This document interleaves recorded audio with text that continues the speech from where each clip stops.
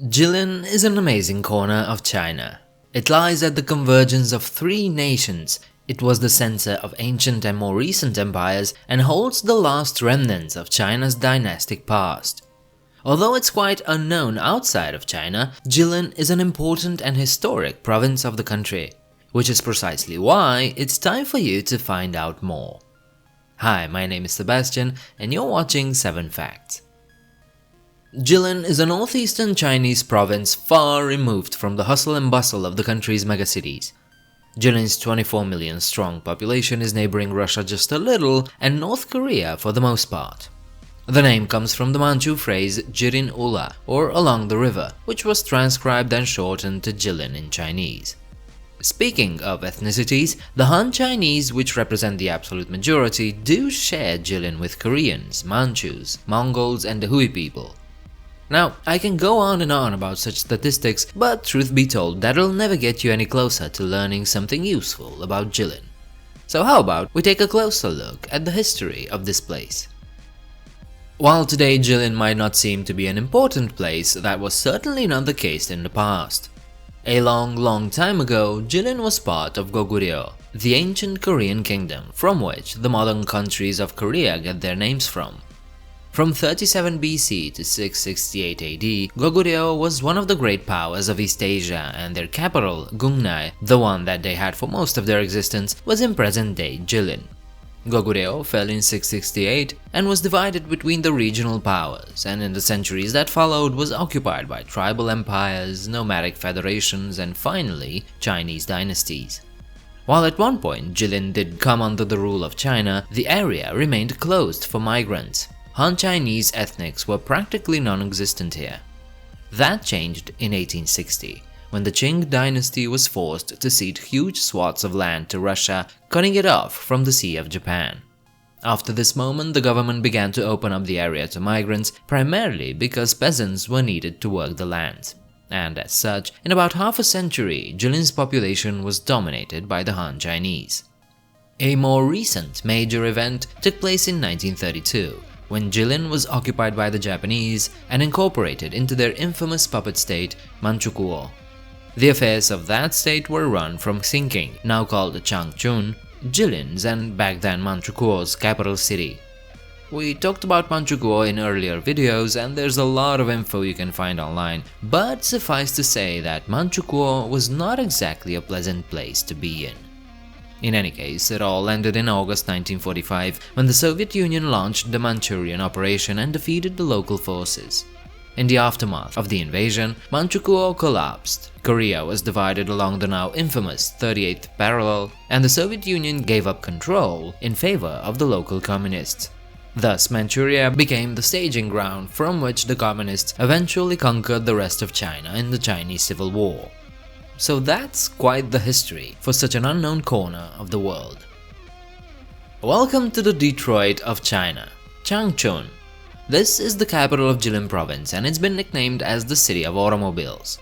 Since the 1950s, the city was designated to become an automotive center, hence its comparison with the American city. In fact, Changchun's factories were the source of the now famous Hongqi limousines that carried around China's top officials. It also remains the largest car manufacturing and R&D center in China. Anyway, aside from its automotive legacy, Changchun is also known as the former capital of Manchukuo, as I said before. And the legacy of those times can still be seen today, as many buildings built under Japanese rule are still standing today. While Changchun is not Beijing or Shanghai, it is a cosmopolitan modern city with an actually quite large expat population. It's also one of China's main film production centers if you're interested in such things. I know it's unlikely you ever get to be a tourist in Changchun, but if by any chance you end up in this city, you'll probably enjoy your time quite a bit. Where on earth will you find pyramids? Well, Egypt obviously, and Mexico of course. And also Jinlin. Yep, there's a pyramid in northeast China.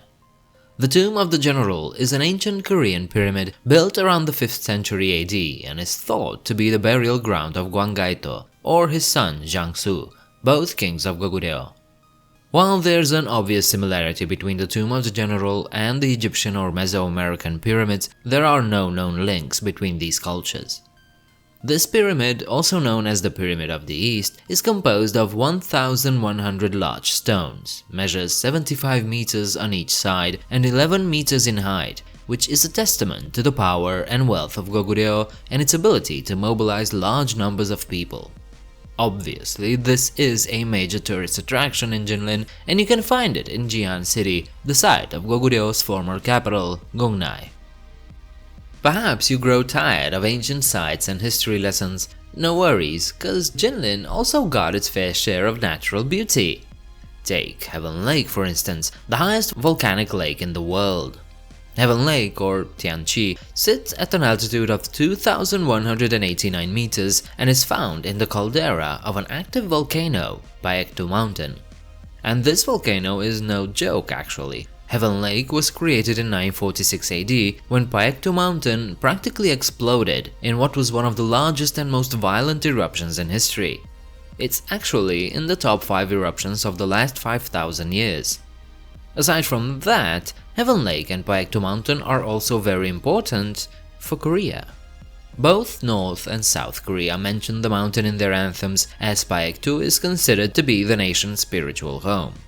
According to legend, the mountain was the birthplace of Dangun, founder of Gojoseon, the first Korean kingdom in history. The Manchu people also regard it as their ancestral homeland, and the Manchu descent Qing dynasty used Paektu as a symbol of imperial power. So, again, not bad for a province so few people have heard of. One mightily interesting place in Jinlin is Fangchuan village. This is a national scenic spot of China, but that's not why this place is so interesting. More important is the fact that this is where China, North Korea and Russia meet. Also known as a tri-point, the borders of these three countries meet in the middle of the Tumen River. Hassan, Russia, Rason, North Korea, and Fangchuan, China are the localities that are the nearest to this point. By the way, the village is also the closest point of China to the Sea of Japan, less than 3 kilometers away. While Fangchuan is visitable and is surrounded by beautiful mountains, the actual tri-point is probably not the best place to visit. Neither of these countries are the friendliest, politically speaking of course, and their border crossings are no joke. Still, if you want to see the place you've only seen on TV, Fangchuan is the place to go to. Lastly, let's go back to a history topic, as there's one more place you might find interesting to see.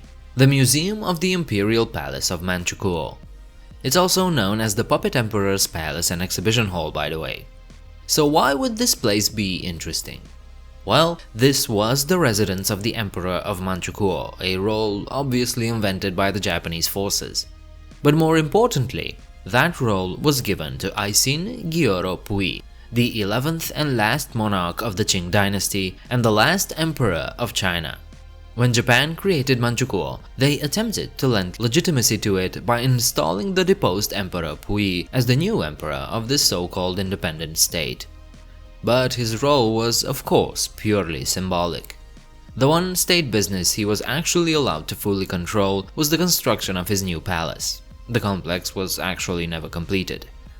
Pui was 2 years old when he was crowned Emperor of China and was forced to abdicate in 1912 when he was 6. There was a brief restoration of his power in 1917 which lasted less than 2 weeks, but basically his reign ended in 1912. In 1932, he was appointed as the Emperor of Manchukuo and resided in his palace. During his last reign, he signed most Japanese edicts, had many concubines, acted cruelly against his servants, and was generally very distant. Pui abdicated as Emperor of Manchukuo on August 16, 1945. So the museum that exists today truly holds the very last breath of China's millennia-old dynastic tradition, so it truly is a unique place to visit. And that's all for today's episode. I hope you enjoyed that. Don't forget to like and subscribe before you leave. Leave your comments downstairs, and if you wish to do so, you can help out this channel through my Patreon page. I do hope to see you next time. Bye.